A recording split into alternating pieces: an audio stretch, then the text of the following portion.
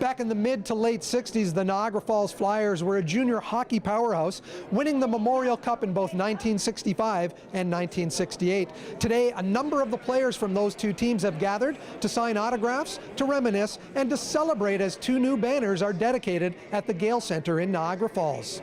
How important was this team to the city's sports landscape back then? I think it really was. It was very important to my dad. My dad was a good friend of Pap M's, and when we got them to come this way, it was a pretty big bonus. How long did it take to put this event together and to get all of these guys back here? Well, I would have to give all the credit to Laurie, our staff person. It's taken a few months, but had we not done it, this is the kind of a thing that would have fallen through the cracks. That 50 years ago, 2 Memorial Cups, and whose responsibility would it be to honor them? So I'm pleased that the Sports Wall of Fame took it on and is doing this tonight, because there's nothing like a reunion. And even if they only have 8 guys or 9 guys, whatever it is, they're having a great reunion. Former Toronto Maple Leaf and Hartford Whaler Rick Ley played on both Memorial Cup teams.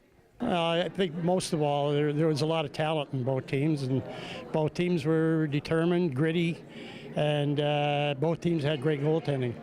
Coming back here today to Niagara Falls, seeing this new arena and getting a chance to reminisce with some of your former teammates, how does that feel? It's going to be fun. I've had a chance to talk to a couple or 3 of the guys, but it's going to be fun because there's a lot of good stories left for us to reminisce about, surely. Mike, what are some of your favorite memories from those years playing here in Niagara Falls?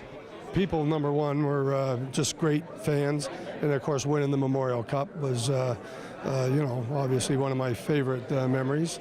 I mean, so many. I was here for 4 years, and I was only 16, and so growing up with that atmosphere was, made it a heck of a lot easier leaving home and stuff.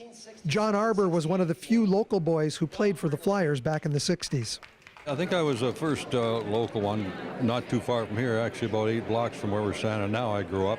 Everyone was from out of town. They're from everywhere else. They lived in boarding houses. I lived at home. I was the only one on the team allowed to have a car because I had to get to practice after high school. But it was, and then Derek Sanderson come along, and after that, Phil Roberto, who's here tonight. But it was, I mean, you're so proud, you're so happy, you're everything when you're 16 and you're playing hockey. And quite a few of the guys from these two teams made it to the NHL. Derek Sanderson, Bernie Parent, Doug Favell, Jim Lorentz. Why so many? Well, off the 64 team, there was 11 guys, and off the 68 team, there was 8 guys playing in the NHL. So, but Hap M's and Harold Baldy Cotton, who scouted for the Bruins, they must have known something about talent and character. So, they always had a good team, Niagara Falls. The weekend wrapped up with the 28th annual induction ceremony at the Niagara Falls Sports Wall of Fame, also at the Gale Centre. Look for that story soon on Cogeco TV. Reporting in Niagara Falls for The Source, I'm Mike Balsom.